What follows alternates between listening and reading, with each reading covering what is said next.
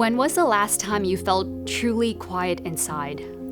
Even when there's no sound, the phone on silent, the room empty, there's still the hum of mental noise. The unfinished to-do list, the lingering argument, the subtle pressure to be somewhere else, do something else, become someone else. We live in a world that mistakes motion for progress, busyness for importance, noise for life. We buy into the idea that we must keep moving in order to be valuable, meaningful, worthy.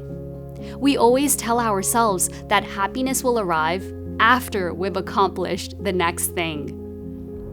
After we finish this project, after we clear our inbox, after the next holiday.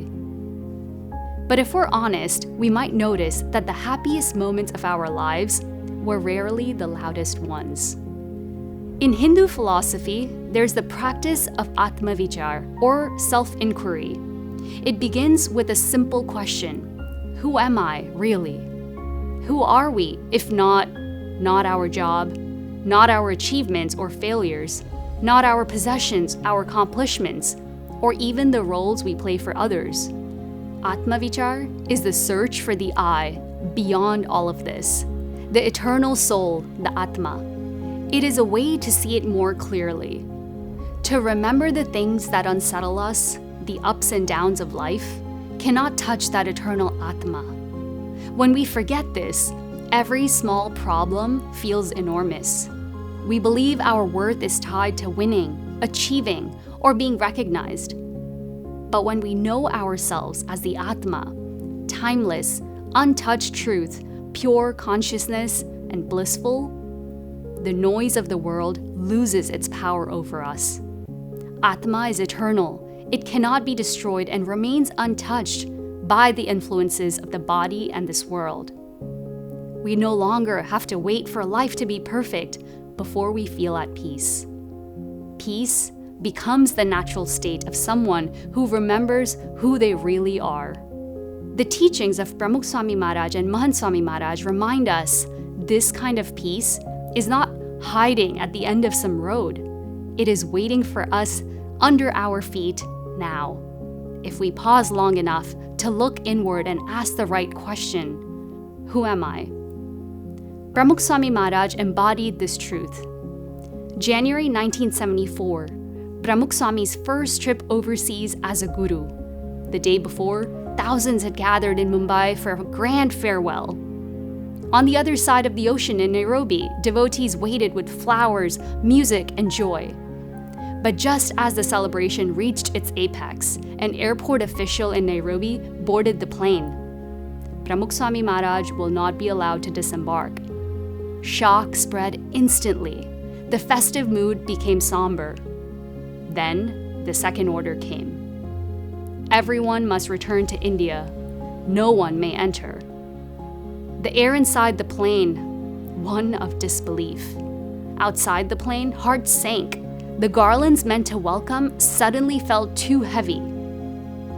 To those on the outside, it could appear as though a festival turned into public humiliation. And yet, through it all, Pramukh Swami Maharaj remained exactly as he was moments before.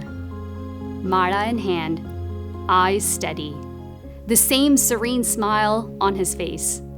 He even wrote in another Swami's diary that when we believe ourselves to be the atma, all dualities of happiness and misery fade. No anger, no frustration, and no sign that the situation had touched him at all. Because when you know yourself as atma, the eternal untouched self, praise and insult, welcome and rejection, joy and sadness will never stick.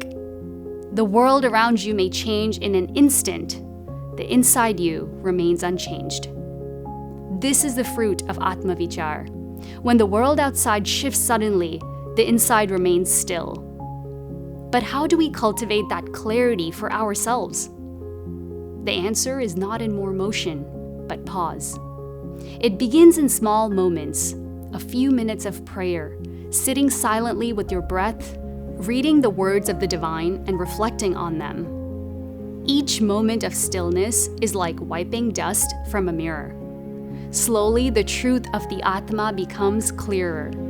And then, like Pramukh Swami, we find that joy and sadness, praise and insult, success and failure, they no longer cling to us. The happiness we seek doesn't arrive by acceleration. It arrives when we stop, when we become still and see clearly who we truly are. So here is one practice you can try. At the end of the day, sit quietly for just 3 minutes. Hold your Mara or simply place your hand on your heart. Breathe deeply and repeat to yourself, I am the Atma, eternal, untouched. Notice the noise of the day, the emails, the arguments, the small frustrations begin to fade, just as they did for Pramukh Swami in Nairobi.